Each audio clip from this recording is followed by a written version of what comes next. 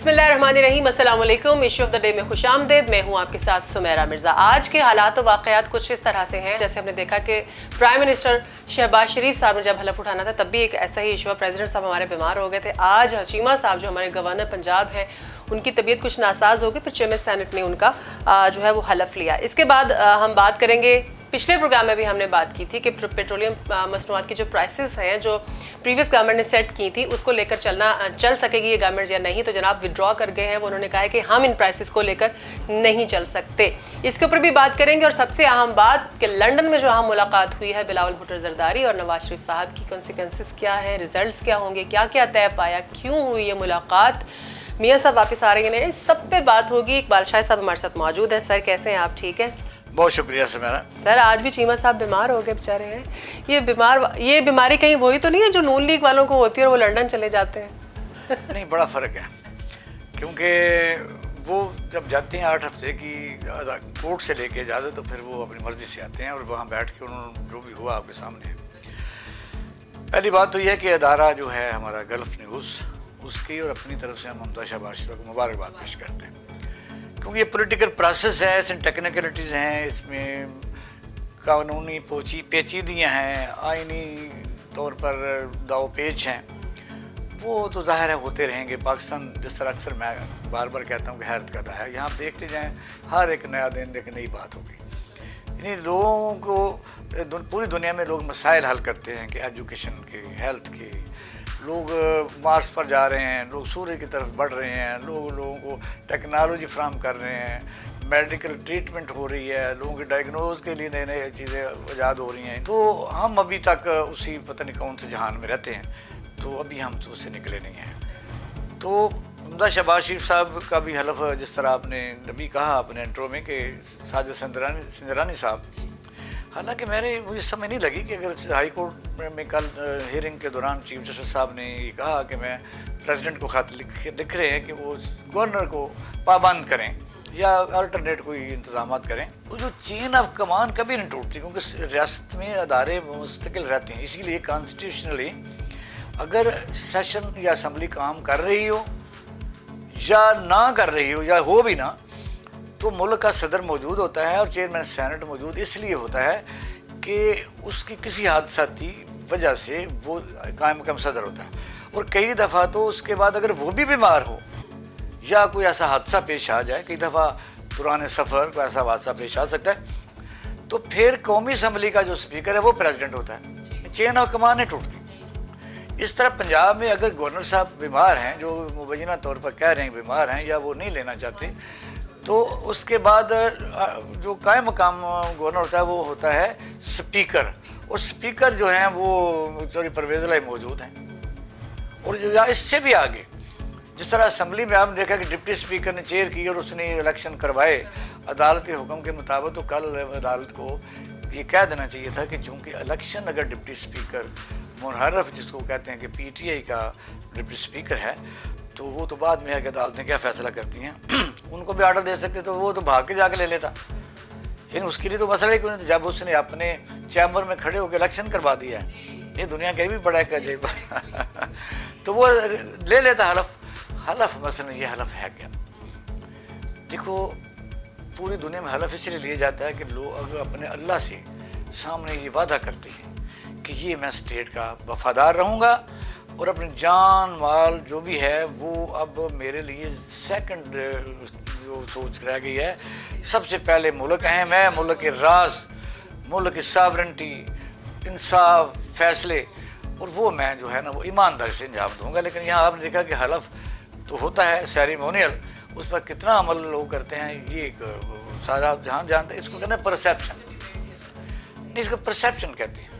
लोग नहीं मानते हैं, वो कहते हैं ये इसको ज़रूरत तो इतनी कोई नहीं थी, बन गया सो बन गया, बल्कि पुराने ज़माने की तरह अब हमला कर लिया, जीत गया तो जीत गया, इसमें कौन सी बात है। पुराने बादशाह भी ऐसे करते थे। ये उसकी ना जदीद फार्म है जिसको आप डेमोक्रेसी कहते हैं कि by the people, of the people and for the people. बल्कि अभी मैं एक प्रोग्राम में आया था तो उसमें एक हमारे दोस्त अजहर सदीक साहब उन्होंने तर्जमा किया ऑफ द पीपल, और ऑफ लोगों से दूर, by the people be Y. तो इस तरह ये चीज़ है कि लोगों के लिए तो इसमें कुछ नहीं होता, ये निज़ाम बदलते रहते हैं। ہاں اصل دیکھنا یہ ہے کہ پنجاب میں کی لڑائی میں عوام کا کوئی مسئلہ حل نہیں ہو رہا تھا. لا اینڈ آرڈر ہے, چوریاں ہو رہی ہیں. مینار پاکستان پر درجنوں گاڑیاں چوری ہو چکی ہیں. کوئٹہ سے آئے تھے, کراچی سے آئے تھے, وہ یہاں کافی بیچارے پریشان, اپنے کاغذات سب گاڑیاں, کسی نے پوچھا ہی نہیں, کسی نے ایکشن ہی نہیں لیا. اس لیے میں سمجھتا ہوں اگر یہ پنجاب گورنمنٹ فریم ہو رہی ہے تو کم سے کم یہ آگے چلتا رہے گا. سر پیٹرولیم مصنوعات کی قیمتیں ہم بات کر رہے تھے پچھلے پروگرام میں بھی, ہمیں یہ لگتا تھا کہ شاید یہ اسی طرح سے رہیں گے اور سبسڈی عوام کو دی جاتی رہے گی, لیکن اب تو موجودہ حکومتیں ہاتھ کھڑے کر دی ہیں, وہ کہتے تھے ہم تو کنٹینیو نہیں کر سکتے اس کو. سب سے پہلے تو یہی کہتے تھے جی پٹرول کی قیمت جو عمران خان روز بم گرا رہا ہے, اور ہمارے جو چینل ہیں مثلا جو بالکل بکے ہوئے چینل ہوتے تھے وہ جو 3 روپے اگر بڑھتا تھا تو بم گرا دیا, 4 بم گرا دیا. جب انہوں نے پرانی قیمت کو برقرار رکھا اور پھر 10 روپے مزید کم کیا اور اس میں پتہ چلا کہ 26 بلین روپیہ وہ سبسڈی دی جائے گی, تو لوگوں نے کہا کہ چلو کوئی ریلیف ملا ہے. اس وقت کسی چینل نے نہیں کہا کہ پوری دنیا میں تیل زیادہ ہے. اس وقت بھی انڈیا میں 252 روپے لیٹر تھا, اس مختلف ملکوں میں مہنگا تھا. لیکن یہ اب کون سا جواب پیش کریں گے؟ ہر آدمی بے ایمانی میں اس حد تک آگے جا چکا ہے جسے میں دیکھا ایول جینیس ہیں. شیطان جس طرح ہوتا ہے وہ عقل مند ہوتا ہے, لیکن وہ شیطان کا کام ہے شیطانی سوچنا کہ اپنے بندوں کو ہر صورت سچا ثابت کرنا. بڑی اہم ملاقات ہوئی ہے لنڈن میں نواز شریف صاحب کی اور بلاول بھٹو کی, تو اسی دوران ہم نے دیکھا کہ کچھ کمپیریزن کیا جا رہا تھا. بے نظیر بیٹھی ہیں نواز شریف کے ساتھ ڈسکشن کر رہی ہیں, اسی طرح سے بلاول اب بیٹھے ہوئے. تو آپ کو کیا لگتا ہے کیا کانسیکوینسز ہوں گے اس کے, کیا رزلٹ نکلا, کیا فیصلہ ہوا, کیا بارگیننگ ہوئی اس میں؟ دیکھیں جب ان کو اس چیز کا کوئی فرق نہیں پڑتا کہ بے نظیر کون تھی, تو بلاول کو نہیں فرق پڑتا, میاں نواز شریف ہمیں کون ہوتے ہیں بیسیکلی. تو یہ آپ کریکٹر اور جس طرح بھی میں نے کہا لوگ رول ماڈل, تو وہ اس کو چھوڑ دیتے ہیں کیونکہ وہ کہتے ہیں حمیت نام تھا جس کا گئی تیمور کے گھر سے, اس کو چھوڑ دیں. اب یہ کہ وہاں ہوا کیا یا کیا کر رہے ہیں, کچھ تو پاکستان میں انہوں نے اپنے طور پر ہر پارٹی نے بقدر حصہ, تو اکثر ہوتا یہ تھا پرانے زمانے میں لوگ ملکوں پر حملہ کرتے تھے اور مختلف قبیلے مل کے حملہ کرتے تھے. ان میں معاہدہ ہوتا تھا کہ جب ہم جنگ جیت جائیں گے تو جو مال غنیمت ہوگا اس طرح تقسیم کریں گے. تو جیت چکے, اب اس کو کم از کم یہ کہہ سکتے ہیں کہ بھئی آپ وزارتوں کا آپ دیکھ لیں کہ جو بلوچستان کے لیڈران بی اے پی والے ہیں, اختر مینگل صاحب ہیں, انہوں نے اپنے طور پر ایسے بندوں کو وزیر ٹیکنالوجی بنایا, سائنس اینڈ کی جگہ غالباً اللہ ہی حافظ, اگر سائنس ان کو آتی ہو تو پڑھ لیں گے وہ. اس طرح مواصلات کا بڑا ہی ٹیکنیکل, اور پاکستان کا اس میں موٹر ویز آتے ہیں, نیشنل ہائی وے اتھارٹی آتی ہے, اس میں ماشاءاللہ پہلی دفعہ فضل الرحمان کا بیٹا آ گیا ہے. فضل الرحمان ایک اور آدمی ہیرا جواہرات تلاش کر کے دیا ہے ہاؤسنگ منسٹری میں, جس کے اکرم درانی صاحب کا انہی کوٹے میں سے آئے تھے سابقہ حکومت میں, سابقہ سے سابقہ. تو ان پر اربوں روپے کی کرپشن کے الزامات ہیں. تو کسی پر کوئی کیس ہے غداری کا, تو مسئلہ کہ ظاہر ہے ان لوگوں نے جب ایک گرائی چیز ایک حکومت کو گرایا ہے, بے شک اس کو آپ آئینی سپورٹ کہہ لیں, لیکن انہوں نے حصہ تو لینا تھا. اب امتحان یہ ہے, مجھے تو یہ ڈر ہے کہ میاں شہباز شریف صاحب کیسے کام کریں گے. یہ اس طرح کی پرائم منسٹر شپ نہیں ہے کہ اگر کہیں گے بھی آپ نے کام کو میں ریپلیس کر دوں گا میں جی آپ مجھے بریفنگ دیں اور ایسے کریں. ہاں تو یہ اب ہوگا یہ کہ وہ کہیں گے بھی ہم تو اب میں رہتے کوئی نہیں, اب ڈھونڈ رہے ہیں لے کے بیٹری سے کہ رہ تو نہیں گیا. اچھا اب یہ تو فکر پاکستان میں کہاں ریلیٹ ہوا ہے آپ کو پتہ ہی ہے. اب سالک حسین صاحب آپ دیکھیں, سب سے تماشا پاکستان کے جو ہے چور شجاعت اور پرویز علی کٹھے ایک گھر میں رہتے ہیں, کٹھے کھانا کھاتے ہیں, بیٹے بھتیجے کٹھے رہتے ہیں.